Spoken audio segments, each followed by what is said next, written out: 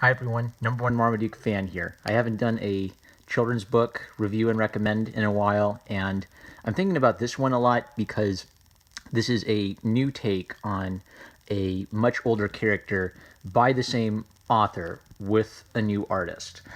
This ended up being a recommend just because it was so utterly charming, and I think the artist's illustrations helped saved it. But one of the things I dislike about this book is it is retelling Amelia Bedelia stories, but fundamentally changing something about the older stories, I think, because of needless political controversy. So if you are not familiar with the original Amelia Bedelia stories, they would all follow a pattern. Amelia Bedelia was a French maid with a large hat, and the book would start with her showing up for at work at her new job for her new employer, and she would be given a series of instructions in a to-do list. And these would be things like bake a date cake, dust the furniture, and then Amelia Bedelia would always misinterpret these instructions, and she would interpret everything literally. So if she was told to bake a date cake, she would chop up a calendar to get her dates and then bake that into a cake. If she was told to dust the furniture, she would spread a thick layer of dust on top of all the furniture. Hilarious hijinks ensue. And usually during the course of that time, she would kind of win the hearts of the kids in the house, who would have a lot of fun making a mess with Amelia Bedelia. The parents would show up, they'd be outraged, they'd be ready to fire Amelia Bedelia, but something would always save her. Usually she would just decide to bake something delicious in her spare time, and they'd take one taste of that, and her cooking was so amazing that they would decide that Amelia Bedelia had to stay. And I remembered as a little kid hearing about controversy about Amelia Bedelia, but not really wrapping my head around it.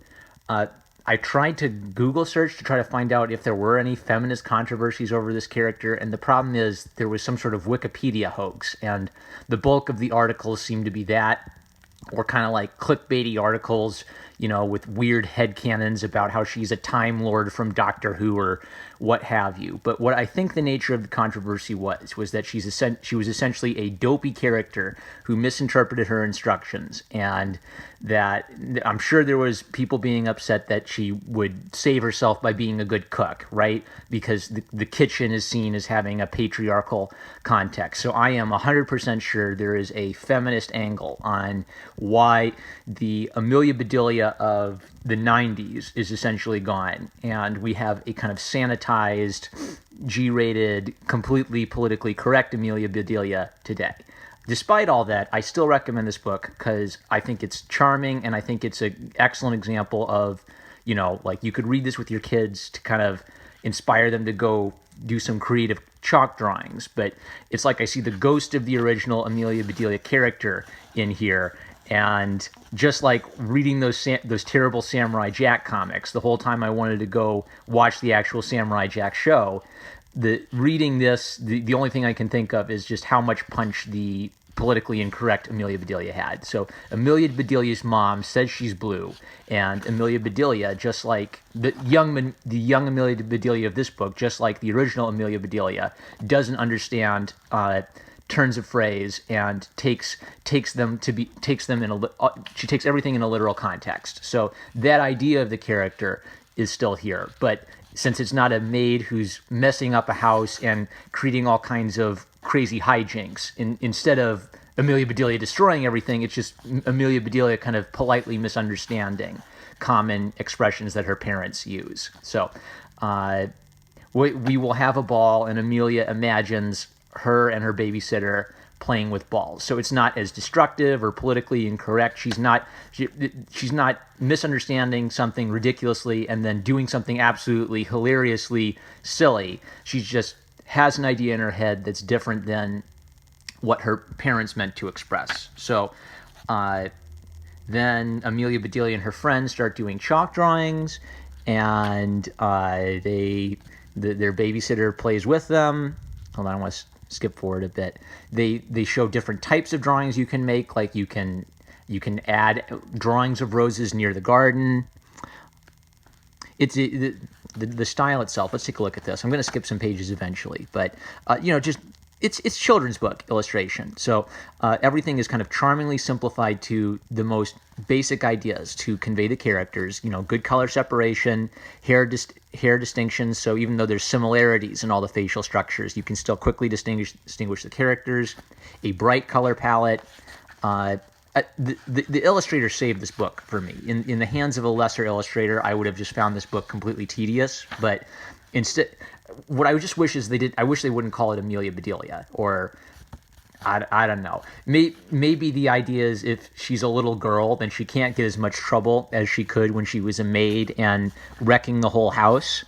I think this is good advice. If your kids do some chalk drawing, take photos of it. And then she drew her mom as literally blue. So that was the punchline of her misunderstanding what it means to be blue. And then it all washes away. And but she has kind of, I'm not going to be able to show the last page anyway, but she has kind of given her mom a wonderful gift by her drawing, which helped take her mom's blues away. So, okay, charming, simple story, but without the edge of what made Amelia Bedelia a great character. This is just another data point, I think, in my thesis that if you're going to tell a story, there's a good chance that someone is going to take that story in a politically incorrect context. This is an example of them retelling those stories in a more politically correct context. I can't imagine anyone really being offended by this. Maybe if someone looked, they could find something problematic about this still. I mean, all the girls are coded as girls. I don't see any trans kids. I don't see enough racial diversity. There you go. You can always find something. But this is I guess all I want to say is this is a data point of stories being changed and having something fundamental to those stories being stripped out of them. Now, I don't know if there was a political context to this. Maybe the author just wanted to tell some, sort of charming children's stories using the same character name.